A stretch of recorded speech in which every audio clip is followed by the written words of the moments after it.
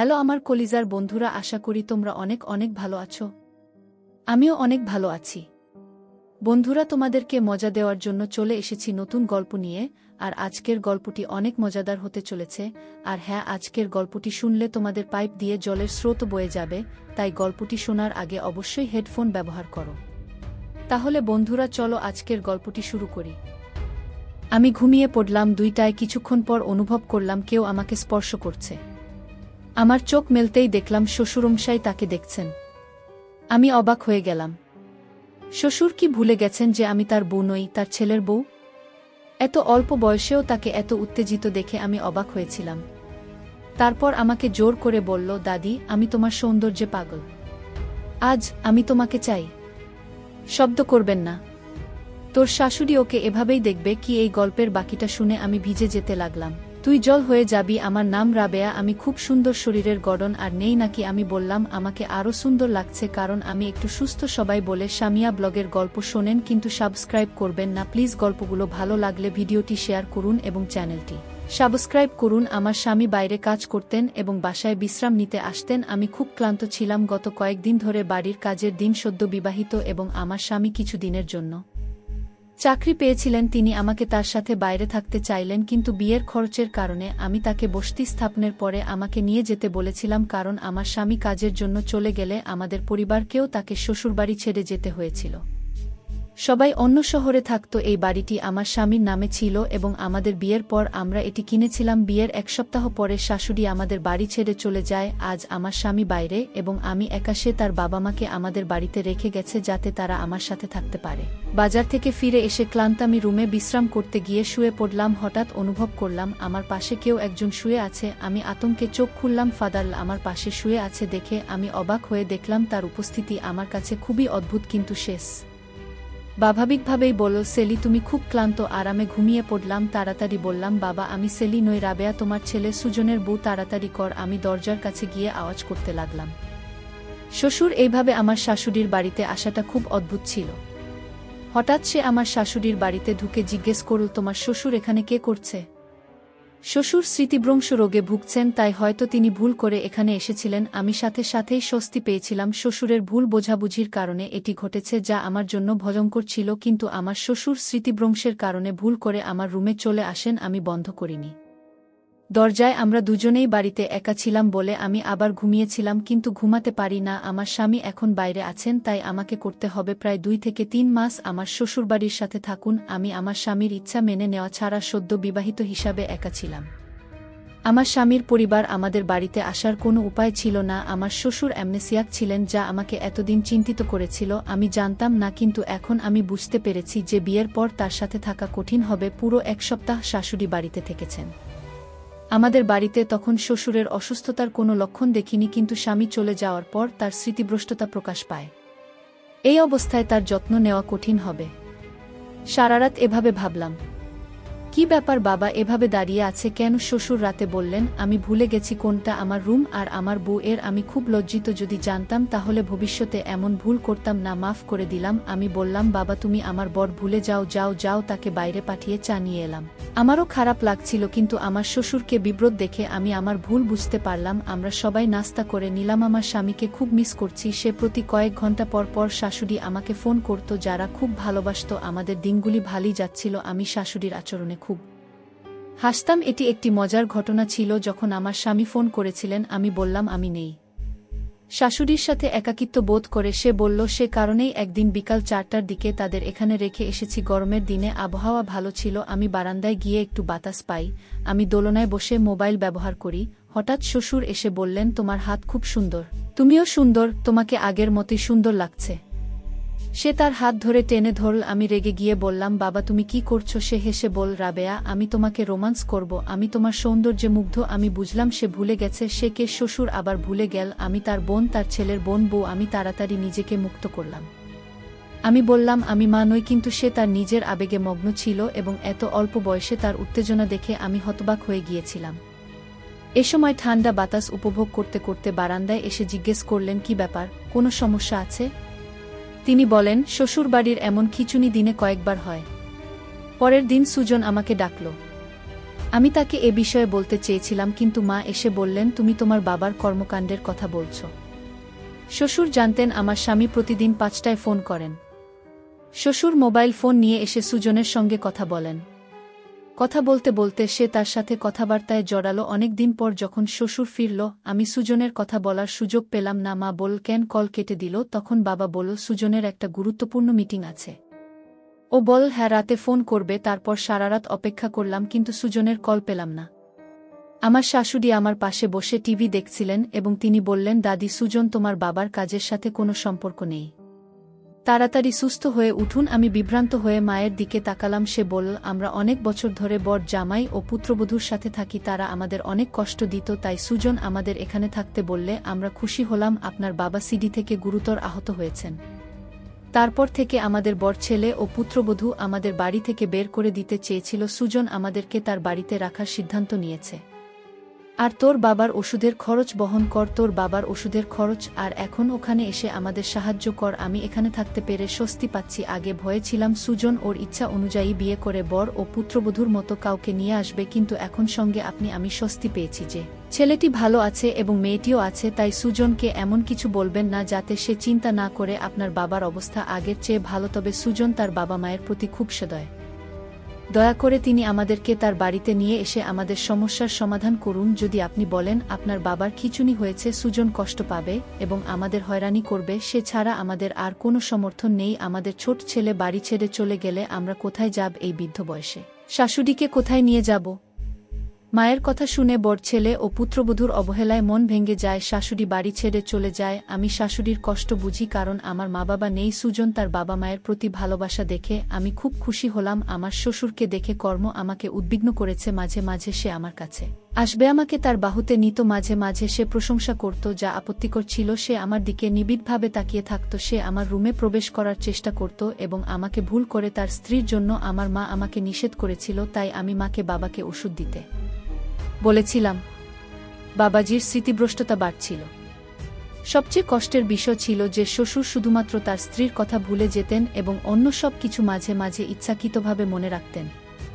তার ব্যক্তিগত জিনিস লুকিয়ে রাখত, কিন্তু ছোট ছোট জিনিস মনে রাখত। সে শুধু মাকে ভুলে গেছে, সে আমাকে মা বলে মনে করেনি।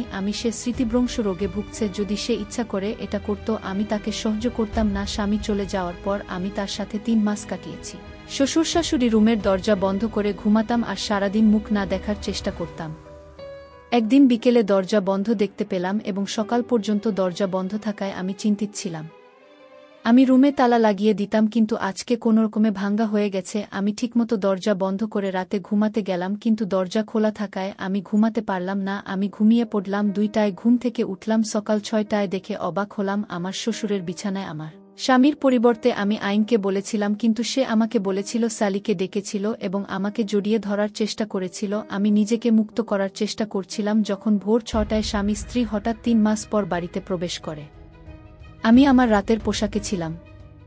শ্বশুরও আমার রুমে ছিলেন। সুজন আমার মুখে জোরে থাপ্পড় মেরে বলল, আমি বিশ্বাস করতে পারছি না তুমি এমন একটা কাজ করেছ। আমি তার কথায় হতবাক হয়ে আমার চোখ বেয়ে অশ্রু গড়িয়ে পড়ল। আমি তাকে বোঝানোর চেষ্টা করলাম এটা আমার দোষ নয়, বাবা অ্যামনেসিয়াক, তাই তিনি ভেতরে আমার রুমে এসে আমি ওকে সব সত্যি বললাম আর বললাম মা বাবা আমাকে সাপোর্ট করবেন। তখন অবস্থা এমন হল আকাশ পড়ার মতো। আমি বুঝতে পারিনি দুজনেই এত দ্রুত রং বদলাবে। তখন শাশুড়িকে কাঁদতে দেখলাম আর বলল, সুজন, আমি তোমাকে আগেই বলেছি যে তোমার স্ত্রীর কোনো চরিত্র নেই এবং তার আচরণ খুবই খারাপ। আমি অনেকদিন ধরেই বলছি তোমার বউ বাবাকে পটানোর চেষ্টা করছে। সে তোমাকে ছাড়া বাঁচতে পারবে না, সে কারণেই সে এমন করছে। শাশুড়িও বলে এটা তোমার বাবার দোষ নয়, বউয়ের দোষ। এই মেয়ে খারাপ মা। তারপর কান্নায় ফেটে পড়লাম আর দেখছিলাম কত সহজে শুয়ে আছে। শ্বশুর বলল, তোমার বউ আমাকে ফুসলিয়ে বলেছে যদি তুমি সাথে রাত না কাটাও তাহলে সে তোমাকে আমাদের সম্পর্কে মিথ্যা বলবে আর এই বাড়ি থেকে বের করে দেবে। বাবা বলল, আমি একজন সৎ মানুষ, আমি কোনো নারীর দিকে তাকাইনি। এই বুড়ো বয়সে আমি এমন পাপ করতে পারবো না। তোমার স্ত্রীর কথায় আমার কোনো বিশ্বাস নেই। সুজনের মুখ রাগে লাল হয়ে গেল। সে কিছু না বলে আমার হাত ধরে বলল, আপনার লালসা পূরণ হচ্ছে না বলে আপনি বাবা মাকে কষ্ট দিচ্ছেন।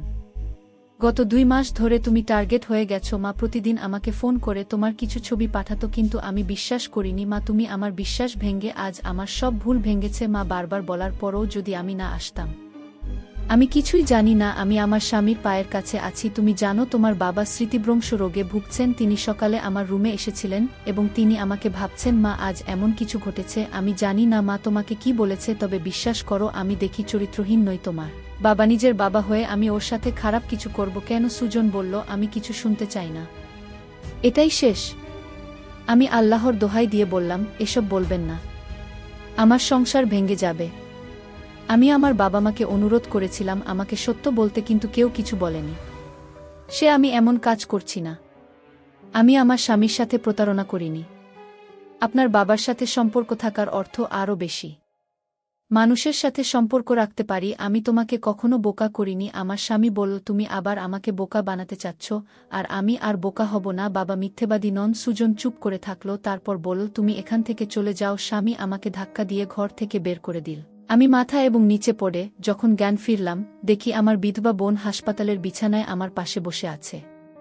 আমি আমার বোনের স্বামীর সাথে সুখী না হওয়ার দুঃখ ভাগ করে নিচ্ছিলাম। আমার বোন আমাকে বলল, তুমি কি করেছ? আমি কিছু বললাম না।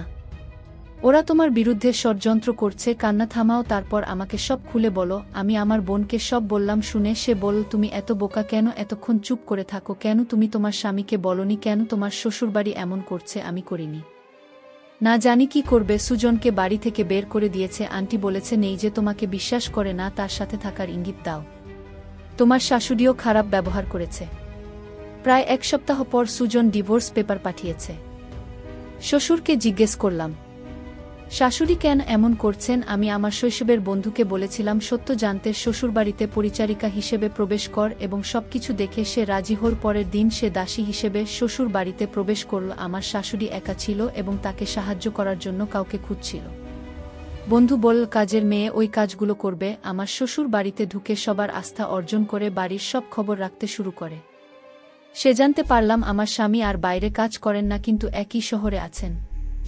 20 দিন কেটে গেল এবং আমার বন্ধু শ্বশুরবাড়ির সমস্ত কথা শোনার পরে আমি বুঝতে পারি যে আমার খারাপ আচরণের কারণ ছিল আমার স্বামীর বড় ভাইয়ের স্ত্রীর কঠোর স্বভাব। আমার শাশুড়ি বল, বড় ছেলের বউ খুব খারাপ আর লোভী। আমার শ্বশুর শাশুড়িকে অনেক গালি দিত। ছেলে কিছু বল না। আমার স্বামী আলাদা, সে শহরে থাকত এবং নিজের উপার্জনের টাকা দিয়ে আলাদা বাড়ি কিনে তারপর শ্বশুর বিদেশে চাকরি করতে গেল। যখন মশাই বুঝতে পারলেন ছোট ছেলের অনেক উন্নতি হয়েছে, তখন শ্বশুরকে বললেন কোনোরকমে আমার ছোট ছেলের বাড়িতে প্রবেশ করুন এবং তার স্ত্রীকে তাড়িয়ে দিন এবং তারপর আমাদের সেখানে নিয়ে যান। এভাবেই তারা আমার বিরুদ্ধে ষড়যন্ত্র শুরু করেছে। বড় ভাইয়ের স্ত্রী এবং ভগ্নিপতি, যারা স্বামীকে তাদের নামে বাড়ি পেতে প্রভাবিত করেছিল, তারা খুব লোভী হয়ে ওঠে এবং বাড়ির নিয়ন্ত্রণ নিতে চায়, কিন্তু তারা সম্পত্তি জানত না। হস্তান্তর এত সহজ নয়। আমি বিশ্বাস করেছিলাম যে একদিন না একদিন তাদের সত্য বেরিয়ে আসবে। শাশুড়ি যা করেছিলেন, বড় ছেলের বউয়ের আদেশে শাশুড়ি ভয় পেয়েছিলেন এবং স্বামী স্ত্রী তাকে এভাবে টেনে নিয়ে যান। তারপর শাশুড়ি শুরু করেন আমার বিরুদ্ধে নানা ষড়যন্ত্র। তাদের উদ্দেশ্য ছিল আমাকে শারীরিক ও মানসিকভাবে ব্ল্যাকমেইল করা, যাতে তারা বাড়ির কাগজপত্র হাতিয়ে নিতে পারে। আমার শ্বশুর আমাকে ফাঁসানোর জন্য প্রমাণ সংগ্রহ করছিল। আমার স্বামী আমাকে বিশ্বাস করেনি এবং আমাকে ঘর থেকে বের করে দিয়েছে যাতে সে ছোট ছেলেকে রক্ষা করতে পারে। শাশুড়ি আমার স্বামীর কাছে ভিডিও পাঠিয়ে আমার মানহানি করেছেন। অবশেষে তারা আমার ভিডিও ব্যবহার করে আমাকে ব্ল্যাকমেইল করার চেষ্টা করলেও আমার স্বামী সত্য জানার পর তাদের ফাঁদে পা দেয়নি।